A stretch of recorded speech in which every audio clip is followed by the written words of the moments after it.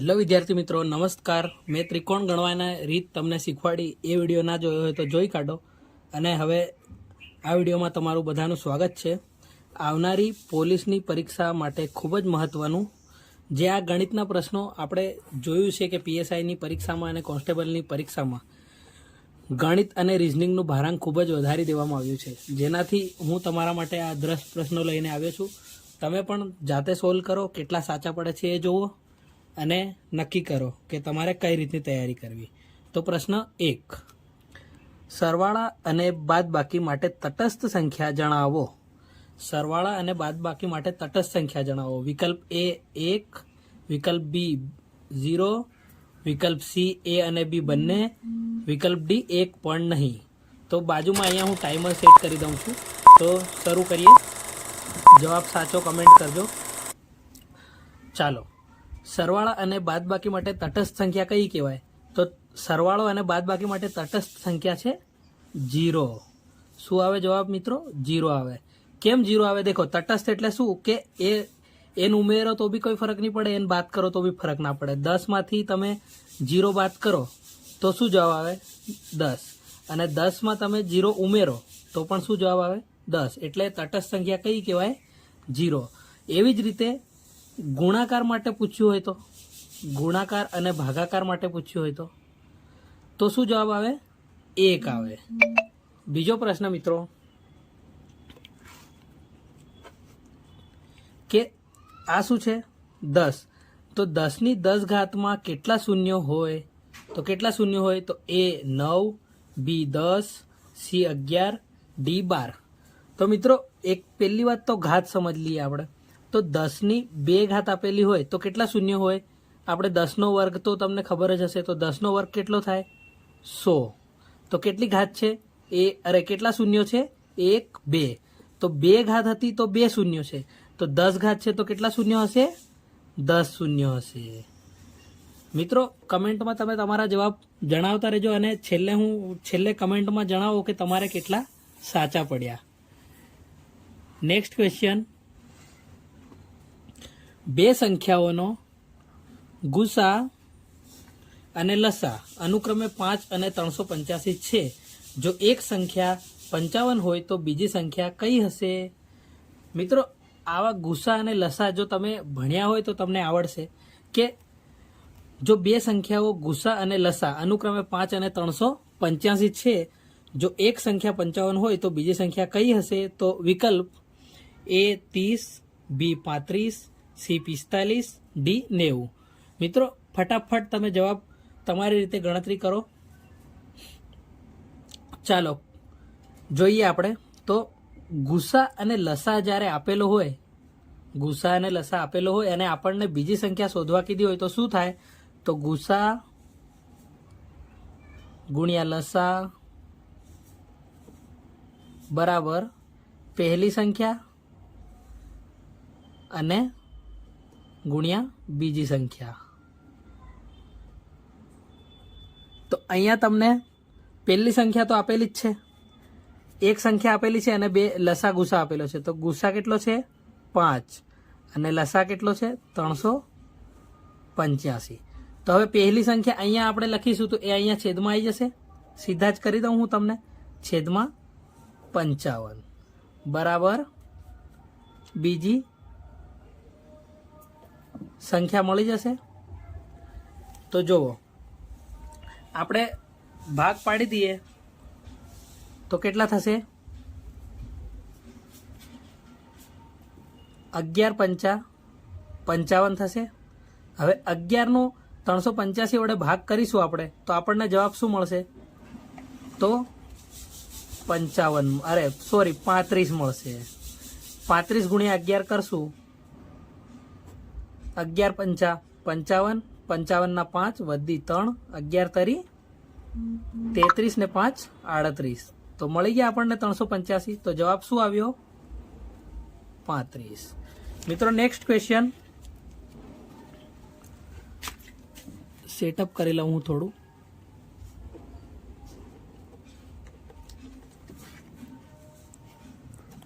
થઈ ગયું?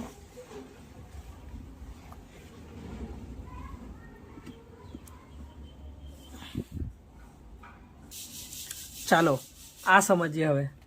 અવલોકનો 12, 13, 1, 17, 18, 20 નો મધ્યક 16 હોય તો એક્સની કિંમત શોધો. તો વિકલ્પો છે A 36, B 16, C 26, D 46. ચાલો ટાઈમર છે, ચાલો જોઈએ જવાબ. તો પહેલા તો શું થશે, મધ્યક શોધવાનો છે એટલે આ બધાનો જે સરવાળો અને જેટલા પદો છે એનો ભાગાકાર, જે જવાબ આવશે એને શું કહેવાય, મધ્યક એટલે વચ્ચેની સંખ્યા. તો હવે ચાલો ગણી લઈએ આપણે. તો 12, 13, 17, 18, 20. હવે એક્સ આપેલો નથી એટલે એ પણ એક્સ વત્તા તો થશે જ, પણ આ બધાનો પહેલા સરવાળો કરી લઈએ આપણે. તો 2, 3, 3 ને 7 10, 10 ને 2 12, 12 ને 8 20, 0 વધી 2, 2 ને 1 3, 4, 5, 6, 7 ને 8 એટલે કેટલા થયા 80. તો કઈ રીતનું બનશે, 80 વત્તા એક્સ બરાબર 16/6 આવું થશે. તો હવે આ જે 6 છે અહીંયા જતા રહેશે ઉપર ગુણાકારમાં. તો 80 વત્તા એક્સ બરાબર 16 ગુણ્યા 6 થશે.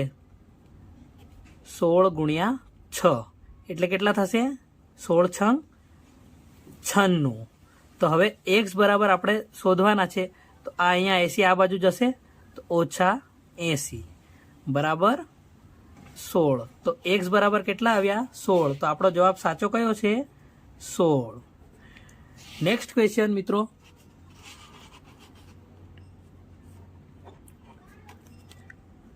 કોઈ એક રકમ 10 વર્ષમાં બમણી થાય તો વ્યાજ દર શોધો.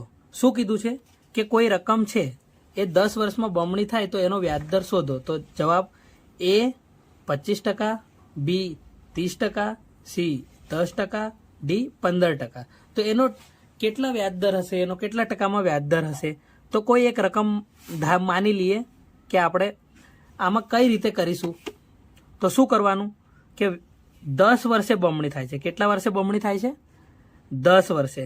તો એનું વાર્ષિક જે વ્યાજ હશે એ કેટલું હશે. તો માની લો કે કોઈ રકમ આપણે 100 ધારી લઈએ કે 100 હશે.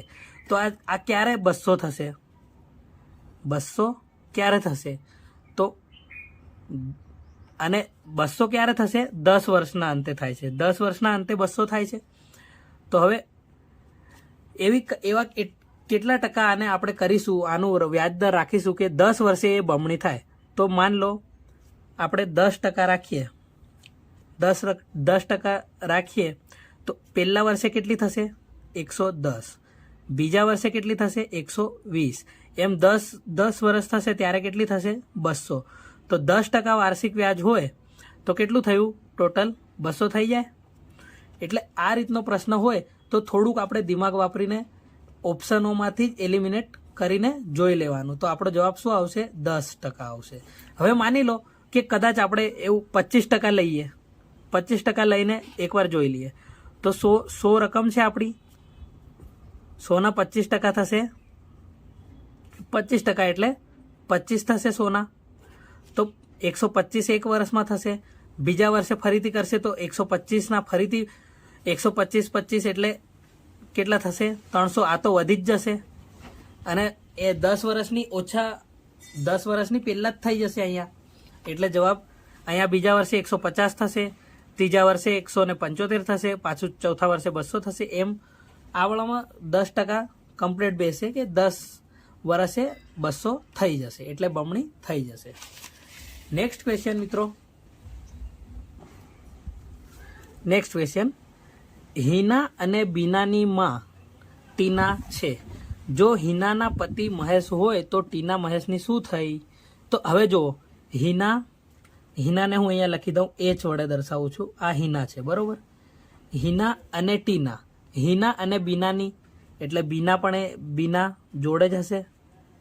હિના અને બીનાની માં એટલે માં અહીંયા ઉપર જશે. માં કોણ છે ટીના, ટીના અહીંયા છે. હવે હિના અને બીના છોકરી છે એટલે અહીંયા દર્શાવી રહ્યો છું હું માઇનસની નિશાની.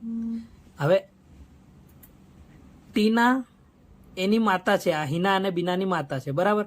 હવે જો હિનાના પતિ એટલે હિનાના પતિ મહેશ છે. શું નામ છે? મહેશ. તો એમ વડે દર્શાવવું. તો મહેશ હોય તો ટીના મહેશની શું થશે? તો ટીના અને મહેશનો સંબંધ આપણને પૂછ્યો છે કે ટીના જે છે એ મહેશની શું થશે? તો વિકલ્પમાં છે જવાબ એ સાસુ, બી બહેન, સી માતા, ડી માસી.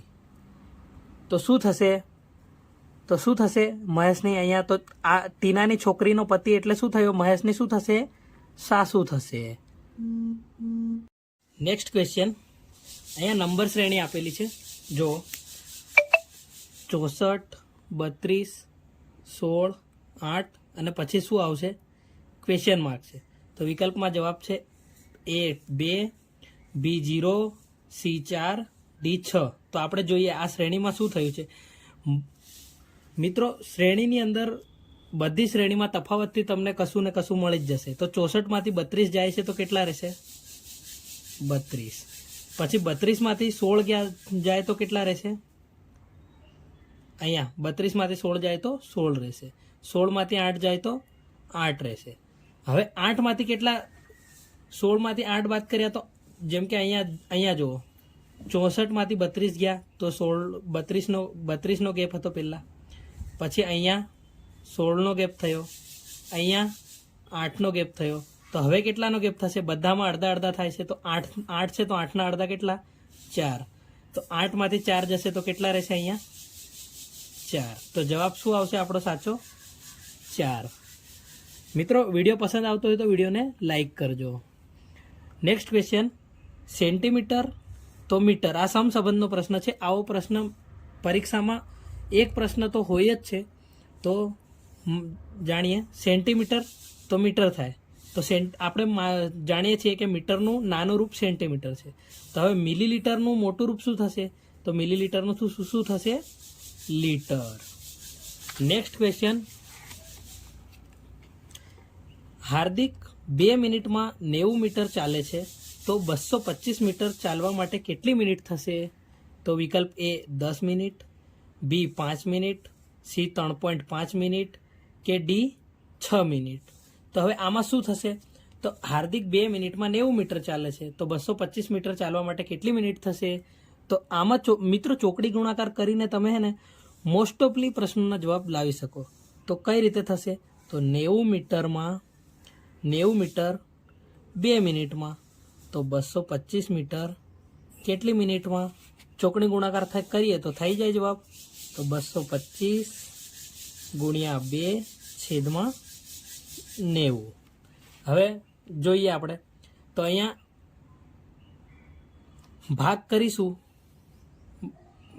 કરીશું તો શું થશે? તો પહેલાં આપણે 225ના ભાગ કરી લઈએ. તો 225ના ભાગ કરીએ તો 225 કોનામાં આવશે? તો 5 વડે આપણે પહેલાં કરીએ. તો 225 ભાગ્યા 5 કરીએ તો શું થશે? 5 ચોક 20, ઉપરથી 2 ઉતાર્યા, અહીંયા 5, પાછું 25 એટલે થયા કેટલા? 45. તો 45 ગુણ્યા 5 ગુણ્યા 2/90 આવું થશે. હવે જુઓ 45 ગુણ્યા 2 એટલે 90 થશે. 45 દુ 90 તો 2 ઉડી ગયા, 45 ઉડી ગયા, બચ્યા કેટલા? 5. તો આપણો જવાબ કેટલો આવશે? હાર્દિકને 2 મિનિટમાં 90 મીટર તો 225 મીટર ચાલતા કેટલી મિનિટ થશે? 5 મિનિટ. નેક્સ્ટ ક્વેશ્ચન મિત્રો, સાદુરૂપનો દાખલો છે. તો આપણે સાદુરૂપ કરીએ. આ પણ પરીક્ષામાં આવતું હોય છે મોસ્ટ ઓફલી. તો કરીએ. 4 + 4 ભાગ્યા 4 ઓછા 4 આપેલા છે. તો એનો જવાબ શું આવશે? વિકલ્પ છે એ 2, બી 3, સી 4, ડી 1. તો જોઈએ. હવે આવું સાદુરૂપ હોય તો આમાં કયો નિયમ વપરાય? ભાગુ સભા. આ નિયમ ખબર છે મિત્રો? પહેલાં ભાગાકાર થાય, પછી ગુણાકાર થાય, પછી સરવાળો, પછી બાદબાકી. તો હવે અહીંયા પહેલાં શું ભાગાકાર આપેલું છે? તો આ થશે પહેલાં 4 ભાગ્યા 4. તો આપણે લખીએ 4 + 4 ભાગ્યા 4 એટલે કેટલા થશે? 1 થશે ઓછા 4. હવે શું થશે? સરવાળો થશે. તો 4 + 1 બરાબર કેટલા? 5 ઓછા 4 બરાબર 5માંથી 4 જાય તો 1. તો જવાબ શું આવશે મિત્રો? 1. એવી જ રીતે નેક્સ્ટ પ્રશ્ન, 10 પ્રશ્નો મિત્રો થઈ ગયા છે. તમે કમેન્ટમાં જણાવો કે તમારા 10માંથી કેટલા સાચા પડ્યા. અને હવે આ પ્રશ્નનો જવાબ તમારે કમેન્ટમાં આપવાનો છે કે જવાબ કેટલો આવશે. તો શું છે? 6 + 7 કૌંસમાં 8 ભાગ્યા 8 ઓછા 9 ગુણ્યા 0 સાદુરૂપ આપો. A 8, B 7, C 10, D 12. ચાલો મિત્રો, વિડીયો ગમ્યો હોય તો વિડીયોને લાઇક કરો અને વિડીયોને શેર કરો, જેથી આપના મિત્રો સુધી પણ વિડીયો પહોંચી રહે. આવા જ મહત્ત્વના પ્રશ્નો હું તમારા માટે આ ચેનલ પર લાવતો રહીશ, તો આપણી ચેનલને સબસ્ક્રાઈબ કરો. Thank you.